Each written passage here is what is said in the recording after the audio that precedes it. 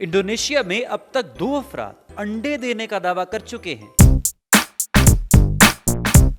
14 मई कॉकक सेनन ने अंडे देने का दावा किया था। तफ्तीश से पता चला कि वो दावा झूठा और अंडे मुर्गी के थे। दूसरा दावा एक लड़के ने किया है जिसके दावे ने तिब्बी माहिरीन को फिलहाल हैरान किया हुआ है। 2015 में अकमल नामी लड़के ने, जिसकी अब उम्र 14 साल है, उस वक्त शह सुर्खियों में जगह बनाई थी जब उसने एक हफ्ते में 7 अंडे देने का दावा किया था। डॉक्टरों ने इसका मुआयना किया तो उसके जिस्म में अंडे मौजूद थे जिसकी कोई वजाहत पेश नहीं की जा सकी थी। अब 3 सालों बाद अकमल ने 3 सालों में मजीद 20 अंडे देने का दावा किया है।